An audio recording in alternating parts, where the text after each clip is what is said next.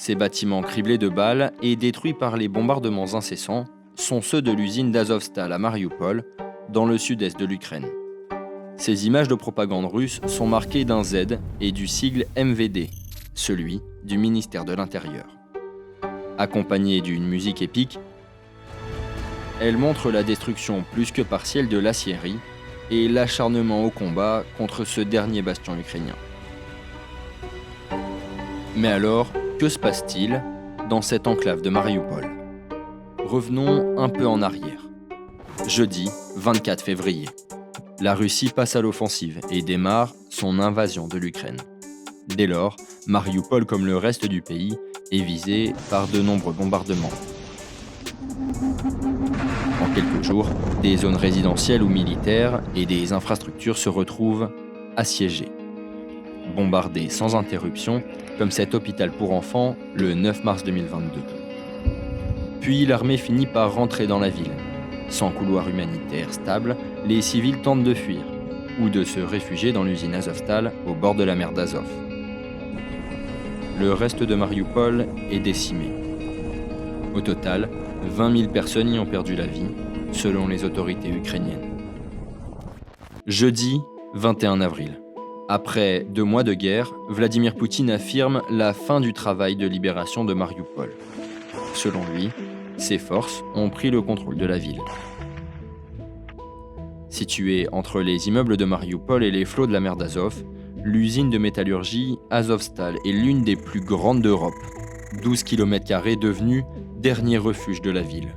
Près de 2000 soldats s'y sont retranchés. Parmi eux, une majorité fait partie du régiment nationaliste Azov.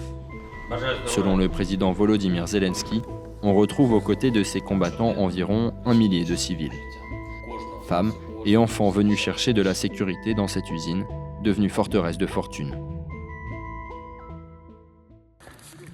Sur le terrain, l'armée russe ne recule pas et encercle petit à petit le site d'Azovstal, comme le montrent ces vidéos. Sur ces images, on voit un combattant arborant un brassard blanc, signe d'appartenance à l'armée russe, avancer au pied de ce bâtiment en construction, situé au nord-est de l'usine. Jour après jour, les bombardements et les attaques continuent. Pour faire face, les combattants et les civils encore sur place bénéficient de galeries souterraines pour se protéger. Jeudi 5 mai. Jusqu'alors sous le feu des combats, alors même que Vladimir Poutine avait déclaré publiquement annuler tout assaut contre l'usine, un semblant de respiration apparaît. La Russie annonce un cessez-le-feu de 3 jours à Mariupol. Le chef du Kremlin assure être prêt à évacuer les civils d'Azovstal de manière sûre. Un répit en demi-teinte puisque dans la même journée, le site, encore aux mains des militaires ukrainiens, continuera d'être visé par des missiles.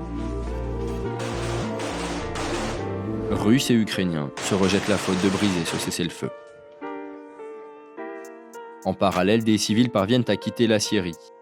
Et 3 jours plus tard, le 8 mai, grâce à un convoi de l'ONU et de la Croix-Rouge, toutes les femmes, enfants et personnes âgées sont évacuées. La guerre des images fait rage.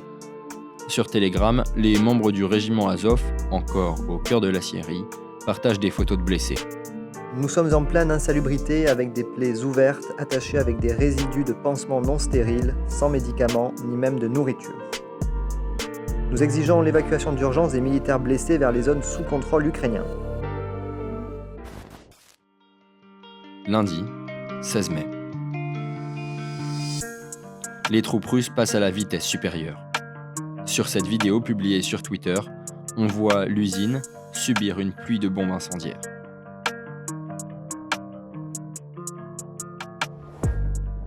Puis une nouvelle trêve est annoncée par la Russie. À Mariupol, la municipalité publie cette vidéo de l'évacuation de soldats blessés d'Azovstal, récupérés par l'armée russe. Assiégés, se rendre n'est pas une option pour les derniers combattants du régiment Azov. Il serait encore 1 millier à combattre, selon les séparatistes pro-russes. Surrender is not an option because Russia is not interested in our lives. La prise totale du site est de plus en plus proche pour Moscou. La domination complète de la ville de Mariupol permettrait au Kremlin de joindre la Crimée, déjà annexée en 2014, au territoire du sud-est du pays. déjà aux mains de Vladimir Poutine.